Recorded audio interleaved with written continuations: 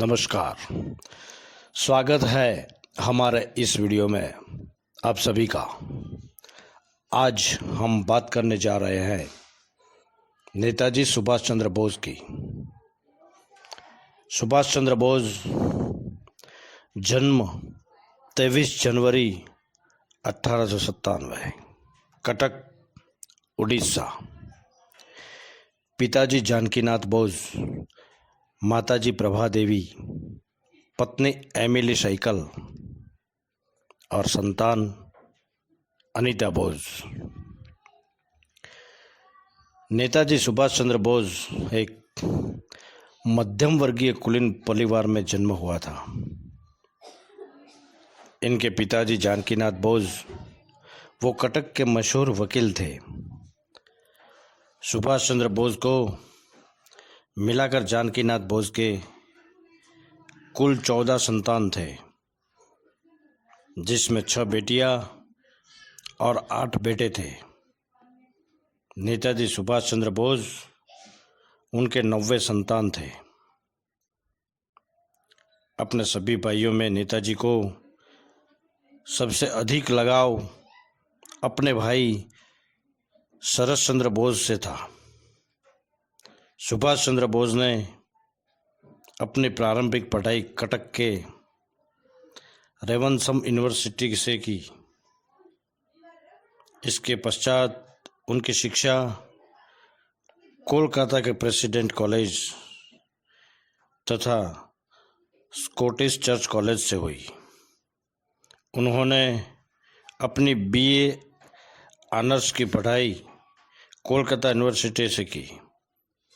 इसके बाद civil services की तैयारी के लिए उन्होंने इंग्लैंड के कैम्ब्रिज यूनिवर्सिटी में दाखिला लिया।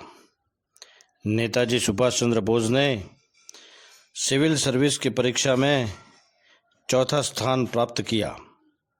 इसके बाद वह इंग्लैंड में ही सिविल सर्विसेज की नौकरी करने लगे।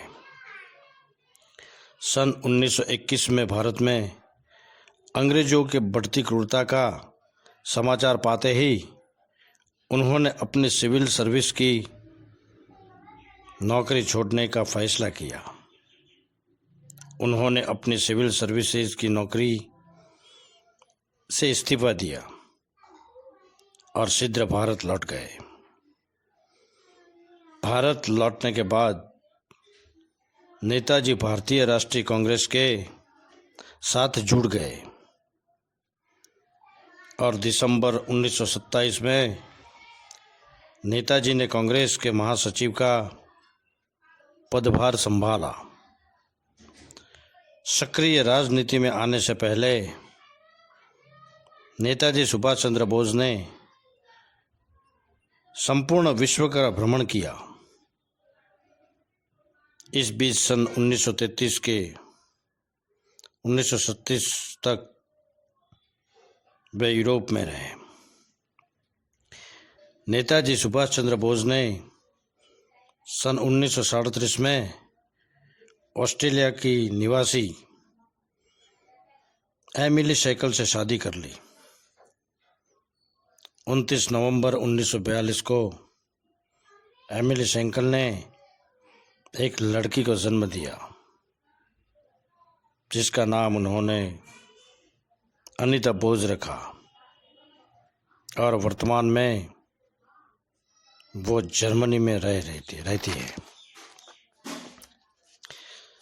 सन 1938 में नेताजी सुभाष चंद्र बोस को कांग्रेस का राष्ट्रीय अध्यक्ष चुना गया। कांग्रेस में जुड़ने के बाद नेताजी सुभाष चंद्र बोस और गांधी जी के विचारों में मतभेद होने लगे। नेताजी सुभाष चंद्र बोस गांधी जी के अहिंसावादी विचारों से सहमत नहीं थे। वे जोशीले क्रांतिकारी दल के प्रिय थे। नेताजी सुभाष चंद्र बोस जल्द से जल्द पराधीन भारत को स्वतंत्र भारत के रूप में देखना चाहते थे, परंतु गांधी जी और उनके विचारों में मेल न होने के कारण उन्होंने 16 मार्च 1939 को कांग्रेस के अध्यक्ष पद से इस्तीफा दे दिया। इसी बीच दूसरा विश्व युद्ध शुरू हो गया। नेताजी का मानना था कि अंग्रेजों के दुश्मनों से मिलकर आज़ादी हासिल की जा सकती है। देश की आज़ादी के प्रति इनके कूटनीतिक विचारों के बारे में अंग्रेजों को संदेह होने लगा,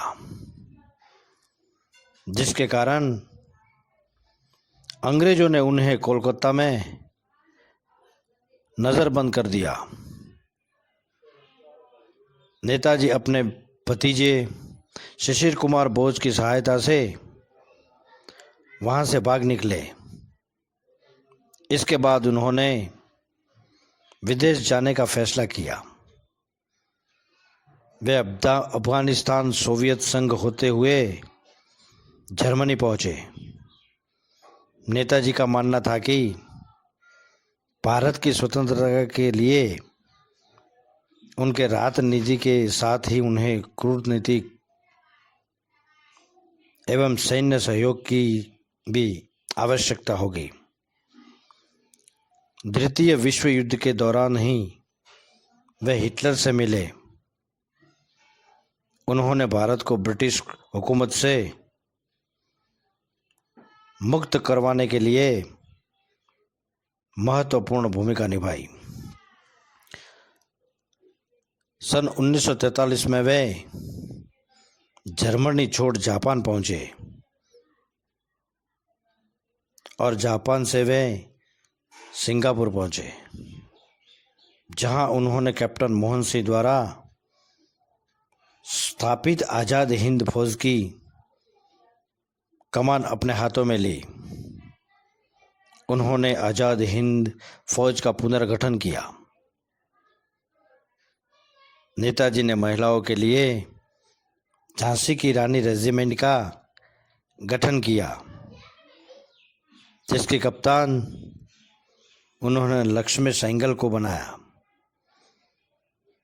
नेताजी ने सशक्त क्रांति द्वारा